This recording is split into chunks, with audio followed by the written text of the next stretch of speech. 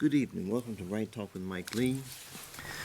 On this Veterans Day edition of Right Talk, I've got sort of some veterans with me. I've got two political hell raisers, probably, as I call them. Yes.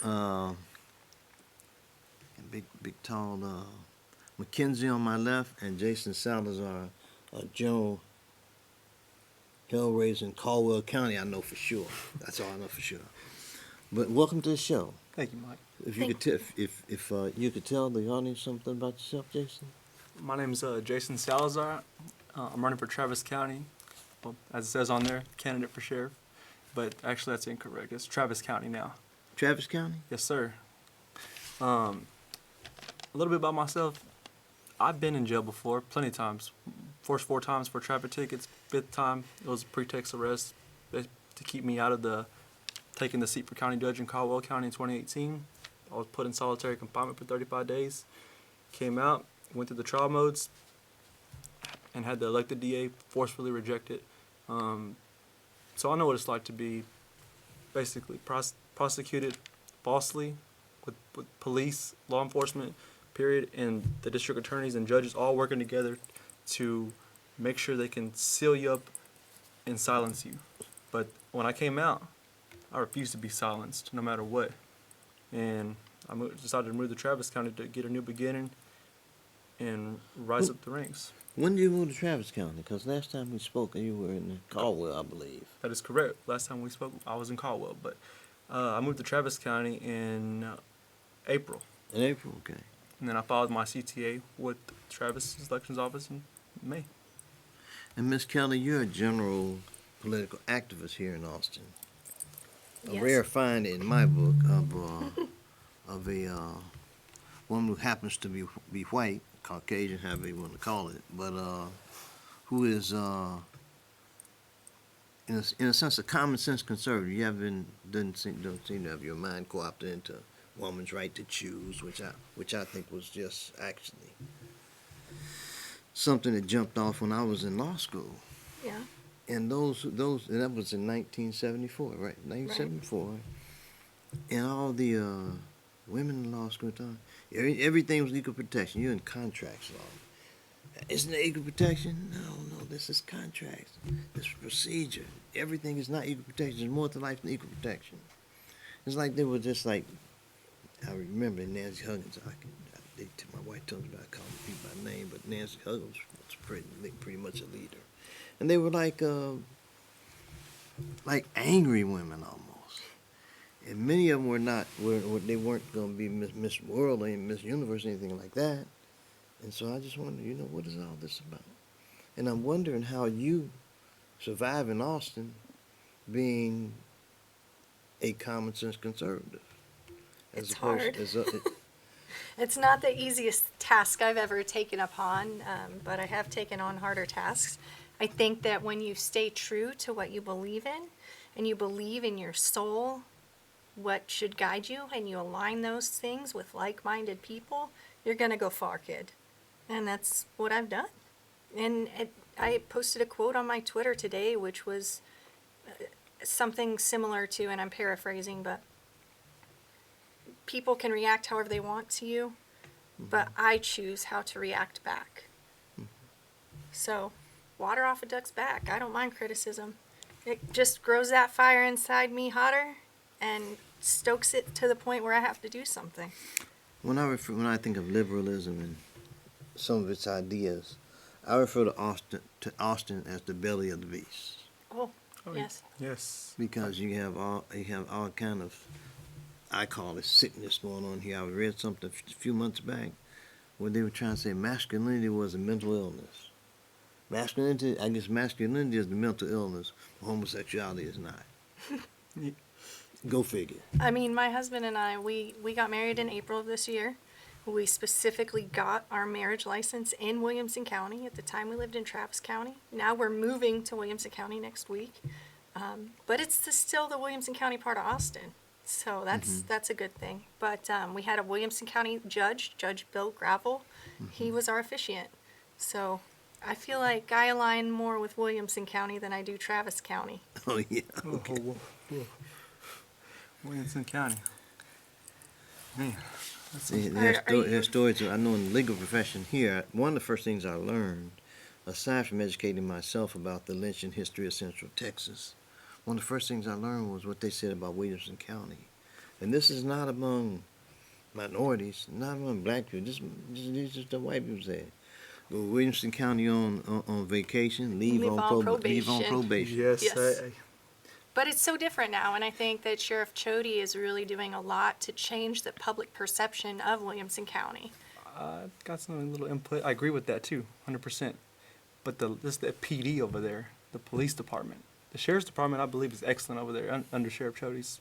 So which police department in particular? All of them in Williamson County. So, I mean, what city? Every city in Williamson County. Do you know cities in Williamson County? Yes, I do. But I'm calling it out particularly because when I went to, what was it called?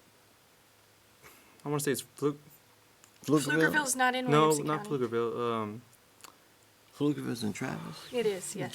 Name me one of the Williamson County cities and I'll tell you. Round Rock. Round Rock. I work in Round Rock. Georgetown. I drive all over Williamson County, and I've never encountered anything but courteous and kind police officers there. Well, your experience with police, MacKenzie, is going to be a lot different than mine. I can understand that, but it shouldn't be that way. Yes, I agree with you. It shouldn't be that way. But the fact of the matter is that it is. Right now, there's a matter I'm dealing with it down in Hayes County, where they have a practice of ticketing white people for minor offenses. So you pulled over with your tail light out. There are white people who get cited and released. And black people can be pulled up for the throwing the full gamut of the legal system against them. I know one lady who she wrote a $25 check that bounced. She spent almost a month or two in jail because of that. And they stopped her because of a traffic violation. So They stopped you because your tail lights out.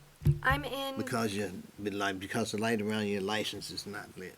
and I can understand that, but I know specifically, so I'm in this 14-week-long program with the City of Austin. It is the Citizens Police Academy.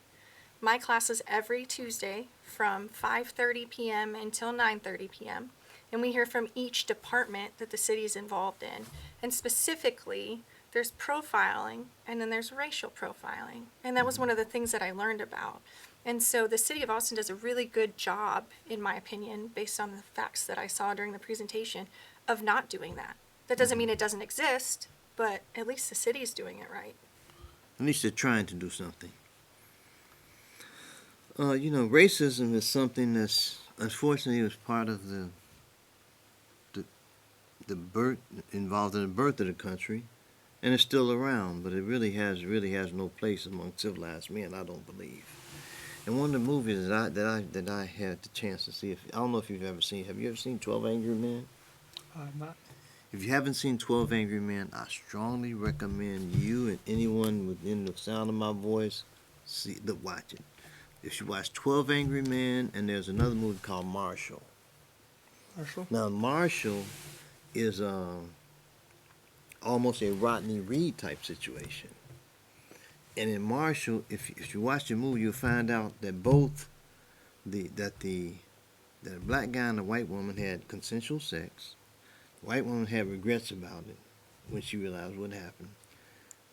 Threw herself over a bridge, and then claimed that the black guy had raped her. They go to trial.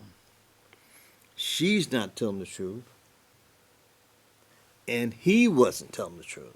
He didn't tell the truth because he was afraid. Because he says, "Do you know what happened to a black man who has sex with a white woman in Louisiana? If you're lucky, they get lynched and they get their manhood cut off and all that good stuff." And so that's kind of like what he had in his mind, and that brought to mind to me Rodney Reed, because when Rodney Reed was first arrested, was first brought into consideration, that was because his semen was in a white woman. Correct. And based on that, his semen being found in her, and the fact that he denied knowing her, which he should not have done. Which, you know, and I say it in retrospect, because, but I'm, you know, speaking perfectly. Look behind you, but my thing was the exact same thing happened in the movie Marshall. The guy was afraid to tell the truth, and in that movie Thurgood Marshall had to slam the guy to get him to tell the truth, and many times, and in my experience as practicing law for 40-something years, is one of the biggest challenges that you have is that people won't tell you the truth. False confessions. Just tell the truth. A lawyer can't help you if he doesn't know the truth. Now, I'm afraid that if a lot of research was done and an investigation into what happened with Rodney Reed, he may have been afraid. I don't know who his lawyer was. He may have been afraid to tell that lawyer the truth. Yeah. And if that's the case, there's something wrong there. You got to pick a lawyer who you trust and trusts you, I guess, right? There has to be that mutual respect there in order to be able to accomplish the end goal, which is to present the facts of the case and hopefully get you either out of it or a better deal. And that's a problem I have with lawyers now, because I still come across a lot of them. Pretty sure you do too, Mike. And if they're friends and they're in the inner circle, especially public defenders of all, they're gonna want to just slide by, get the money, and make the deal, as to put the show on with the prosecutors. I mean, I've spectated many cases from felony to misdemeanors to even civil, and even though that's not how it's supposed to be, picking an outside attorney that you trust is like she just said, you know, and you said the best method. But you don't just pick the first one you go to. No, you evaluate them. Yeah. I've never needed a lawyer, really, so I don't spend a lot of time around attorneys. You're probably the only one. I can't say that's a bad thing. No. I don't spend a lot of time around attorneys either, except in the courthouse. When I leave the courthouse and go to the gym, or just, anyway, grocery anyway. If I see you, fine. If I don't, fine. But I believe that it's important that my fellow attorneys both act ethically and responsibly, which I don't believe is happening. And that's what concerns me. When I look at the situation of what's happening with the president and all these FBI, these guys, FBI, Justice Department, all of them have their own agendas, and they're pursuing their own personal goals. And to hell with ethics and common sense. It's what I want and what I'm gonna get. And to me, that's one of the challenges in the profession, is that you turn out lawyers who just want money, you do almost anything for money. And I don't know that that's the best way to practice law. No, because then you're not doing it for the right reasons. You're doing it for the wrong reasons. Aren't you a lawyer so that you can help defend those who are disadvantaged or have things that maybe shouldn't have happened to them? You're probably trying to do better for the man, the common man or woman. Well, when I look at things just generally, you know, we talk about this country is founded based on certain ideas: life, liberty, and pursuit of happiness. Life, liberty, and the pursuit of happiness. It didn't say life, liberty, and say pursuit of whatever the heck you want to do, no matter how much sense it makes. Well, to some people, the pursuit of happiness is probably driven by money. Yeah, sure. You could argue that's the last thing on purpose because the other two come first.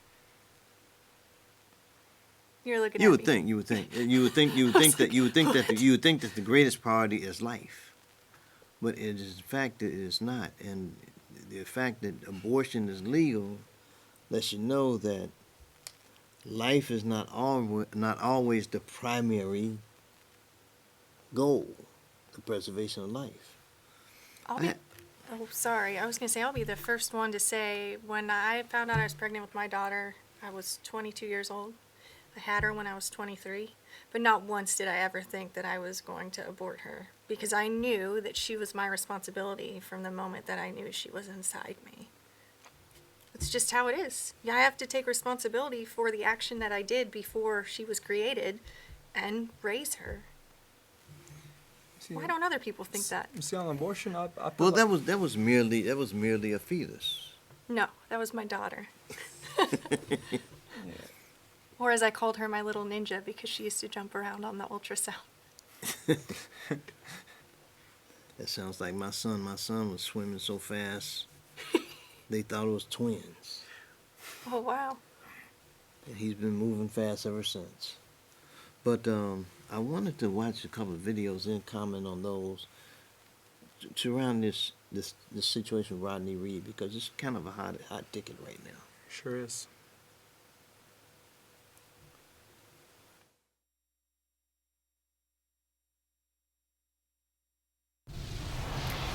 There is a growing outcry in the U.S. state of Texas to stop the execution of Rodney Reed. His supporters picketed the state capitol in Austin Saturday.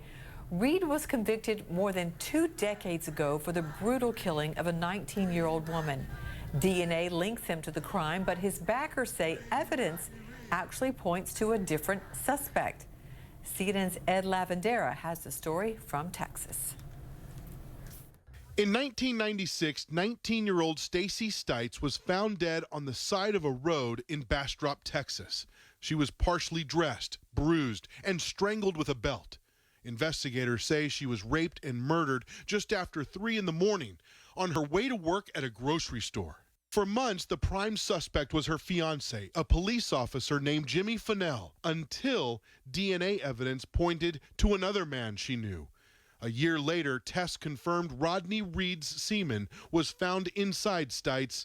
A jury convicted Reed and sent him to death row. But the saga was just beginning. It almost reads like a book. Hopefully, we don't execute the wrong man for this murder. Reed's attorneys say the evidence points to Jimmy Fennell as the killer. They say Reed and Stites were engaged in a consensual affair, and Fennell found out about it. Reed talked about this in an interview. Prior to her death, there was a time when we was together, and she said that if Jimmy found out that we were together, that he would kill me. I just took it as a figure of speech. I didn't take it literally. And that is clear motive for him to have killed Stacy and ultimately having Rodney Reed take the fall for that murder. Reed's case has garnered celebrity attention. Kim Kardashian, Rihanna, and others are pushing to stop Reed's execution scheduled for November 20th. Reed's lawyers say the murder investigation is full of holes. They say the time of death isn't accurate and that police never searched the apartment where Fennell and Stites lived together, and that DNA tests were never conducted on the belt used as the murder weapon. But Fennell's lawyer says the push to exonerate Reed is a circus that has been rejected by appeals courts and that Reed is a monster. Rodney Reed is a garden variety sociopath who has convinced his lawyers and lots of other people that he's just a poor, unfairly charged black man being railroaded to the death chamber. Prosecutors here in Bastrop, Texas maintain Rodney Reed is guilty and deserves the death penalty. They have also pointed out in court documents that Reed was suspected of sexually assaulting and raping 6 other women. He was acquitted in just one of those cases. These are allegations, they're not convictions, and they have nothing to do with whether or not Rodney Reed committed the murder for which they're trying to execute him. There's also this. Jimmy Fennell spent 10 years in prison for kidnapping and raping a woman in 2007 while he was on duty as a police officer. In a court affidavit, an Aryan Brotherhood inmate claims that when they were in prison, Fennell said to him, "I had to kill my N-word loving fiancé."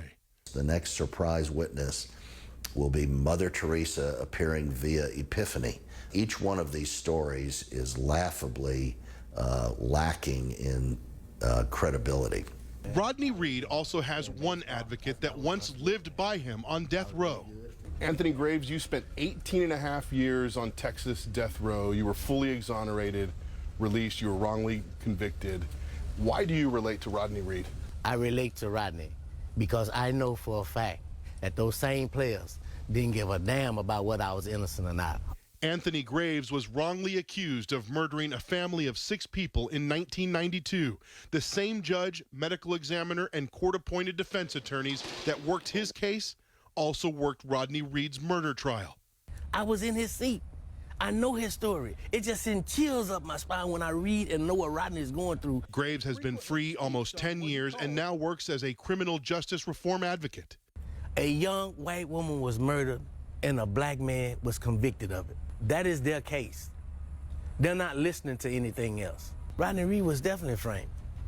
and they're taking it all the way to the execution table. While prosecutors who worked the case say the thought of Rodney Reed getting out of prison is absolutely terrifying. Ed Lavandera, CNN, Bastrop, Texas.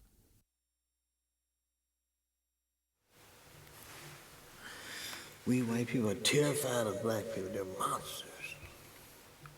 The men have tails. It's almost embarrassing to have to confront the fact that racism is just as alive today as it was when this country was founded. At least among some people. And it's frightening that it's permeated the criminal justice system.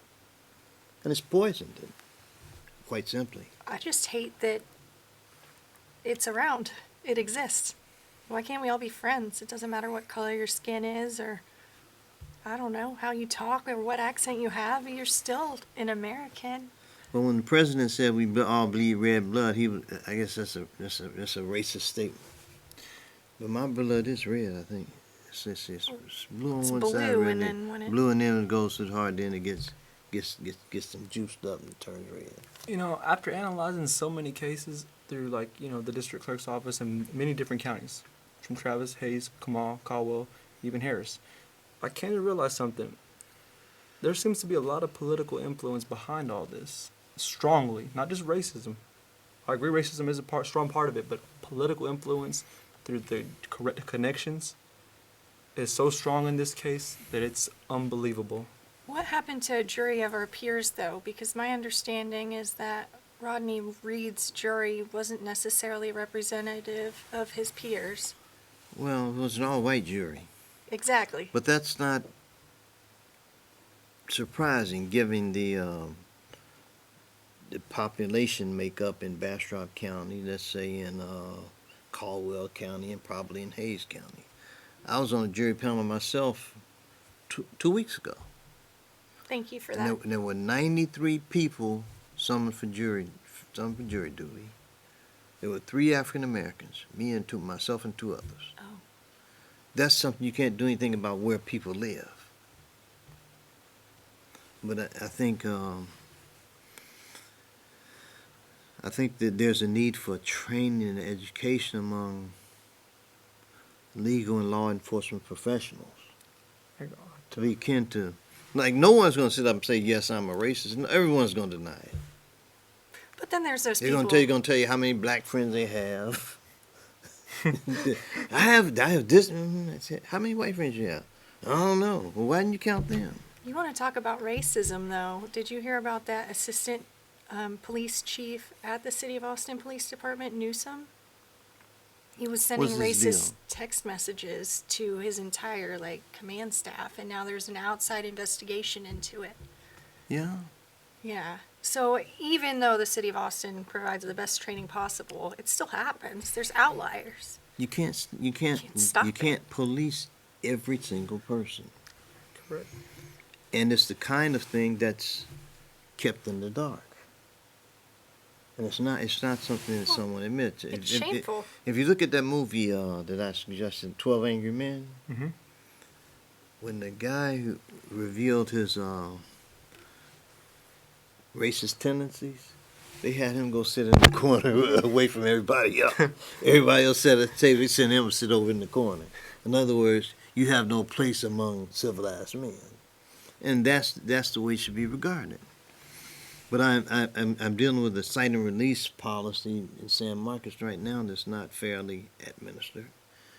And I believe this essentially indicates to me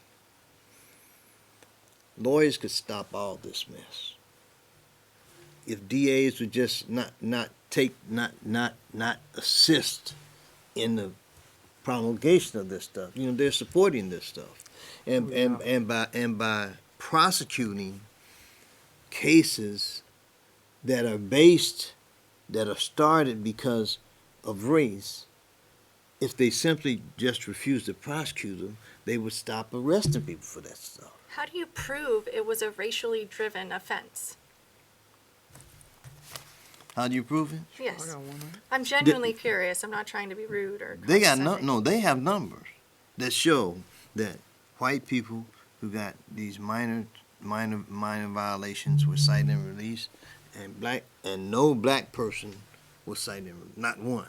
Well, and you can also look at the Texas Well, that's terrible, but how do they flip that? Education? No, you flip. I'm saying lawyers can begin to flip that. If someone brings you a case that looks like it has a racial basis at its beginning, if you just didn't prosecute that case, they'd stop making the arrest. Oh, okay, I see. They can stop it. Yeah, okay. That The makes DAs sense. can stop it. I was just clarifying. They can that. stop it tomorrow. Yeah. It's like a Brady case comparison. You can put, this race, and then same charges, same type of, offense codes and everything. This person may get off on a leniency with probation for 5 years. This person may get 5 to 10 years TDCJ. I've done many case comparisons, and I'm not saying it's all racism with colors. I'm saying there's also targeted individuals like there are noisemakers that they also target as well. That's horrifying. Well, it's also horrifying that prosecutors would make a recommendation that's where race is a consideration. Say, for example, if there's a case where a guy is dating a white girl, Okay. and another guy is dating a black girl, if the guy dating the white girl gets in a domestic argument with his girlfriend, and black guy is dating the black girl and getting a domestic argument with his girlfriend, they should both be treated the same. Agreed. But I can tell you that's not happening. I can tell you that I've seen cases where police officers will go to a domestic disturbance and they won't realize that the woman is actually the person committing the crime and not the man. And so they're caught off guard and they get in trouble for that. So I think it can go in a lot of different directions. But what I can see that you're saying is that it's not equal. No, what I'm saying is the DAs could cut off all that stuff. They could cut it off, just leave it at that level. Why don't you become a DA? Who, me? Yeah. Yeah, why don't you run against West Mayu? I don't do nothing but run to the bank. That's the only reason I want to run to the bank, to the gym, at home. West Mayu, you got them. I'm just saying you could make a lot of changes Yeah, for the better. any DA could. Not just me. Any of them could. Anyone could. I think we all have the ability to make change if we try hard enough. It's almost like everything is always going. The flow of everything goes to the district attorney's office strictly, and it's like it's all sealed up, and they decide what the heck they want to do with it. Well, that's why I put a lot of responsibility on my profession. I see. Because legal professionals are in a position to cut down on all this stuff and to bring more fairness to the situation. You're talking about prosecutorial misconduct, or less than the highest ethical conduct on the part of prosecutors, and that should be required because the prosecutor acts on behalf of the state, Correct. not on his own behalf, but on behalf of the people. And if the attorney for the people is not operating at the highest ethical level, that in and of itself presents problems to me. Oh, definitely. And it's as I said, it's as gatekeepers, lawyers happen to be judges, somewhere in the FBI and things like that. Yep. But they can act as reasonable gatekeepers instead of gatekeepers just to lock people up. I had to write communication to some assistant DAs in a local jurisdiction recently, and I just said, look, there's more to justice than just locking up as many people as you can. I agree fully. There's something called rehabilitation. There's also something called forgiveness. I like cowboy pictures like the Rifleman, Gunsmoke, and stuff like that. In those pictures, most of the times those guys come back to town who've been to prison, say paid their debt, leave them alone. And that's my thing. If once a person served his sentence or has been punished appropriately by the system, leave them alone. A felony conviction should not be a life sentence, and it is. And that's just wrong. It's a lot of time. And opportunities after that, you're done. But a lot of people say if you do the crime, you got to do the time. Yeah, but after you did the time, you should be done. Well, you could look at Michael Morton, for example. He was exonerated. Yeah, but I'm talking about like once you get a first degree felony, second degree felony, third degree felony, jobs, school, education. I mean, the whole list of housing, everything. Oh, of course. And you're affected by it for life. Right. And sometimes there's no the expungement and non-disclosure process is not even applicable to that after that. Well, even when the record is expunged, the law enforcement agencies still keep a record The of it. criminal history record system. Yes, yes. They have their own internal. Well, the internal- expungement has to go to internal- different counties, right? And places where it might be kept. So each well, individual department's once your record responsible. is expunged, it's usually applies. It's just in that county, that court where you had that filed. Yeah. They expunge it. Interesting. But I doubt that they have a role in making sure that everyone else gets that information. They don't even get all the information on the different jails you go to. I recently had a client who he spent a year in TDC on a felony out of Caldwell County. Caldwell County did not want to give him credit for the year he spent in jail. That he didn't report for couldn't report for probation because he was in jail. He's writing from the jail, "Hey, I'm in jail," but in their records they don't show that he was in TDC. That's interesting. You would think there would be some kind of overarching system that would... You would think. Huh. And I actually had to file a motion with the court to try to get him credit for that time. Time served. Did he get it? Was Okay. it successful? No, the judge did kind of took my suggestion. Say, Judge, if you have to sentence him to the time he's already served, which was 1 day. And what the judge did was she sentenced him to 15 days, credit for 15 days, which means he just was booked in and booked out one more time. You say she, so I know exactly what you're talking about. Interesting. But it was exactly what I felt should happen. You know, it wasn't the 1 day or 3 days that I argued for. At 3 days, give him credit for 3 days. She said 15 days, credit for 15 days, which the net result is the same. But that's justice. That's okay. He was happy with the outcome, and I was not unhappy.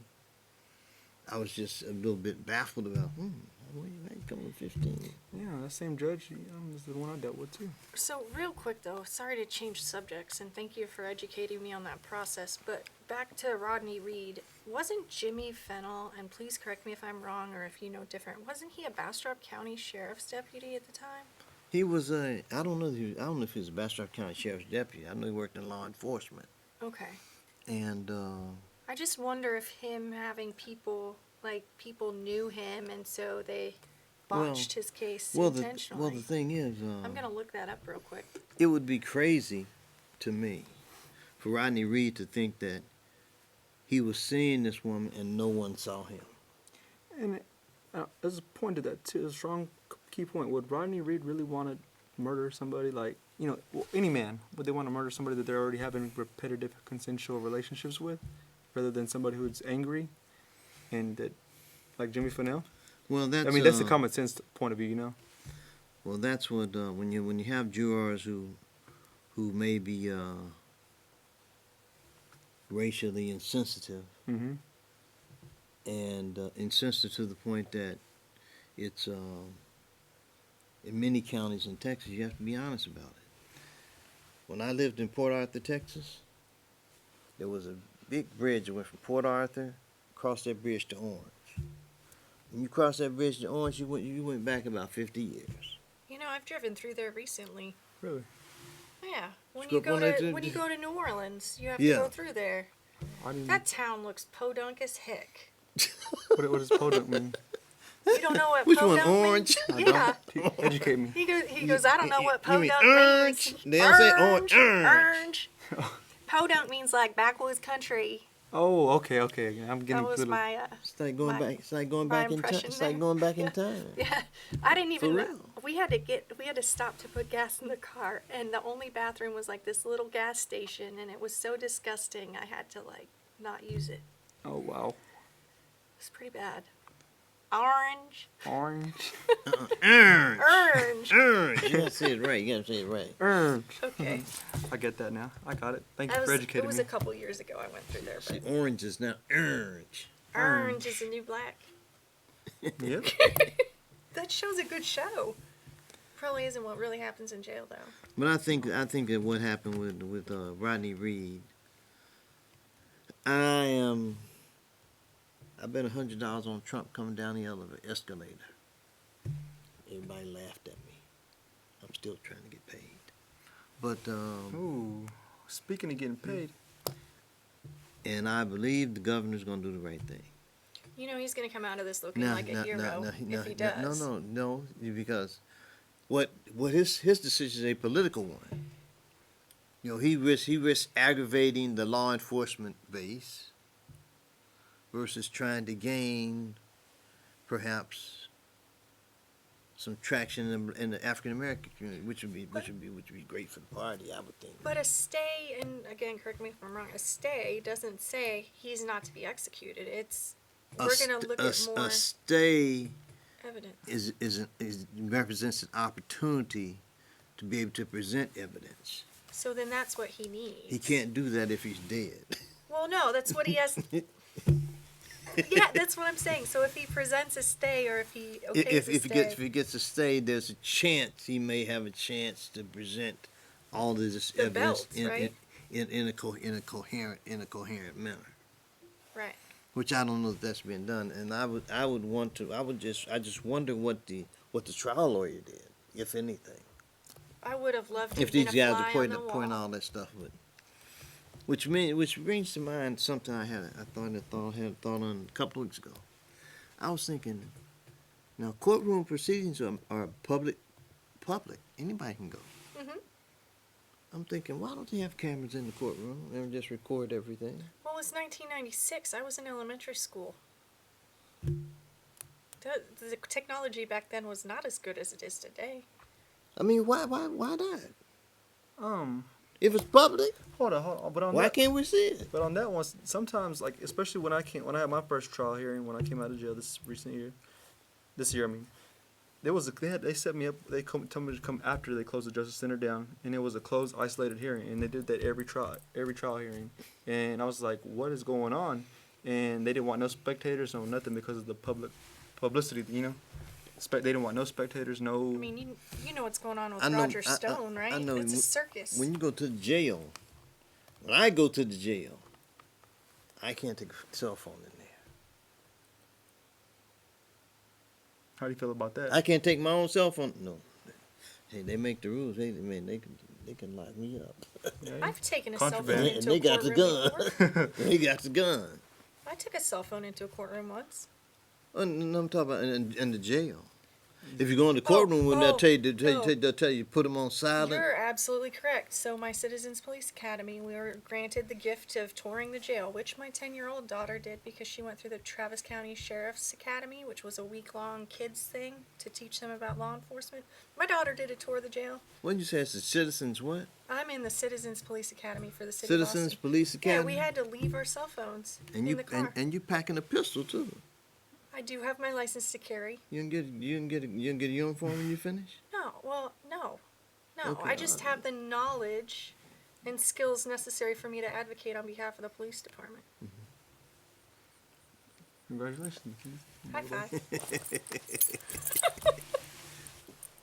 Look, I want to get back to Rodney Reed. Yes, I really please. do, because what's happening to him is just wrong.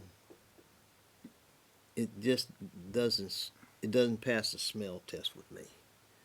And any African American who's dating a white woman would be put on notice everywhere. You have to remember that in this country, Jack Johnson, the first black heavyweight champion, he was convicted of a felony offense for marrying a white woman. Really? Yes, he was, and he wasn't. He was pardoned by President Trump. He wasn't pardoned by the African president, Obama. Interesting. He wasn't I just- He wasn't pardoned until a couple of months ago when Trump did it. I'm mean, I guess, okay, go back to 1996. What happened that was major? And I'm trying to think, and that was a major thing. I grew up in Austin. I was born in Austin. I'd like to think that back then, things were as progressive as they are now as far as being tolerant over people's races. So you're saying even now we have problems? In the criminal justice Yeah. system. Yes. In the criminal justice system. Law and order. I Dun-dun. got statistics concerning the San Marcos Police Department right on my desk Really? that shows, yeah.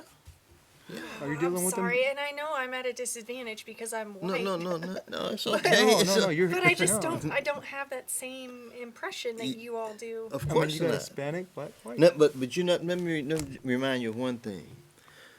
Do you remember the O.J. Simpson trial? Yes. Yes. Absolutely. Do you If it remember- don't do- fit, acquit. Wait, do you remember the different reactions of the white people and the black people? Black people were cheering. White people were like, "What? So, Something was wrong with the system. They want to change the system." was that 1992? O.J. Yeah. That was I was in the islands. Yeah, I was about 92. Yeah. So I was in 2nd grade. Yeah. I'm not kidding. I went to Live Oak Elementary School, and my teacher's name was Nicole Simpson, and she was white. No joke. That stuck with me my whole life. Totally random. What stuck with me was the different reactions of the communities. Obviously, it was torn apart.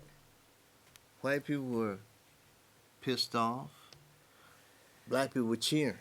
I mean, O.J. Simpson's in so much trouble all the time. They felt like he got away with killing a white woman. He did kind of run away. If I It remember was on correctly, TV. there was a It was on Bronco TV. chase. It was on TV. Yeah, It was on TV. popularized Ford Broncos. I mean, okay, and this, 'cause I want to get back to Rodney Reed real quick because I got something on my mind, fresh, strong. If we take into the perception that he will own Bastrop County, he will own that county, left and right, north, south, west, east, if he is exonerated, and we can't doubt that. If he's exonerated, all he wants to do is be free. I'm just telling you, like Michael Morton, he was exonerated, right? He was, Yeah, and he goes about and he lives his life now, and yeah, it sucks, but at least he's a free man, and I think he's grateful for what he has. and Michael Morton And the actually. state paid him. Michael Morton, I know who Michael Morton is. Actually, they have the mandatory Brady training now with the Texas District and County Attorneys Association, which I have. But Michael Morton was exonerated on a different level. Yeah, he did 25 years. He was exonerated, but the media wasn't as much involved with it, like on a global level, as it is with Rodney Reed. We live in a different time. Technology has progressed. Facebook didn't exist back then. Well, Rodney Reed, Twitter didn't exist. the Rodney Reed situation kind of represents the problem for America. The racial The problem. racial problem. Yes, It's okay. real. It It's- is, apparently. It's real. Trust me. It's real. Well, I'm gonna walk outside with fresh eyes, I guess. Jeez. Take Yeah. off my blinders. Yeah. Because it's real. I guess because I don't participate in or Well, experience you wouldn't it. you wouldn't know. You wouldn't know. Thank goodness. But McKenzie, Be thankful for that. Yeah. but I've never ever had a vibe from McKenzie that any source of racism or nothing like that. She's been a true good person, good, kind-hearted, and so she sets a good example, you know. Thank you. Yeah, I mean, and Mike, Right behind them. with your versatility, with having all of our, Are all we of, at the end already? Just about. Oh, wow. we got so into it. Huh? Keep going. We got this. Now, let's keep going. Yeah. So, Sorry. so let's talk about this. Okay, so Rodney Reed. Okay, he got his countdown's 9 days away. I'm gonna be praying hard. It's going to be all right. He's gonna be all right. Yeah. You think? If he is executed, Uh-huh. he's gonna. Well, I don't think have so. you ever seen that movie, The Life of David Gale? No, but I'm gonna write that down. That's about so Kevin Spacey's in it, and it's about being executed when you're not actually like the one who did it. Well, I think that Abbott has higher aspirations, and I believe that a stay could further those aspirations. You would at least give him another shot. Yeah, because I mean, I don't think Abbott's a bad guy. if- What? He's a reasonable man. Governor Abbott's going to roll up into the White House, dear. Roll up. You think, really? That's right. Oh, from the best state in the whole United States. Yep. I mean- Yep. Let me ask you a question. I've been real quick, taking Nathalene. bets on that for a couple of years.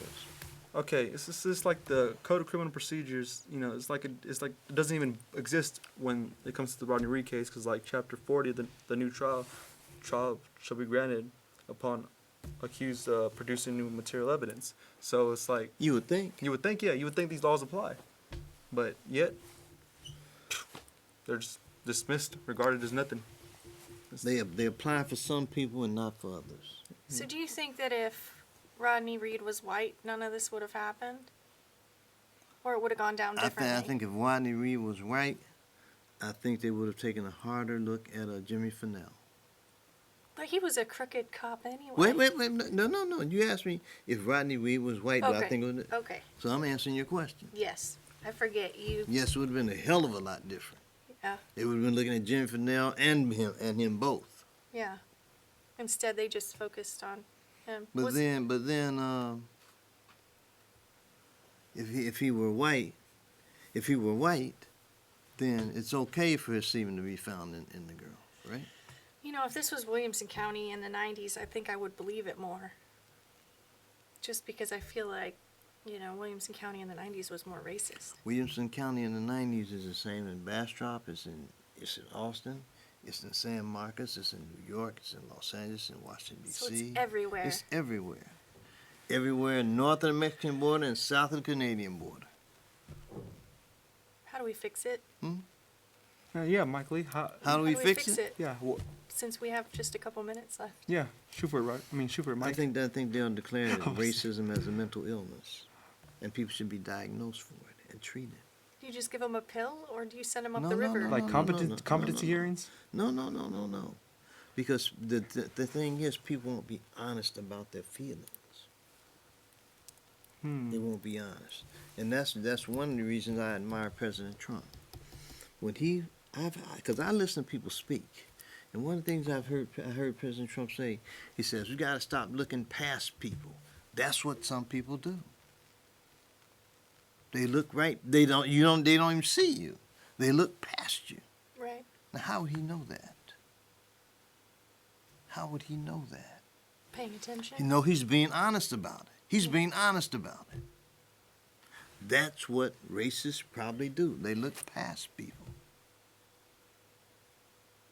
That's terrible. But that's probably what happens. And I admire a person who's honest enough to say that, because he can deal with it. Now, your boy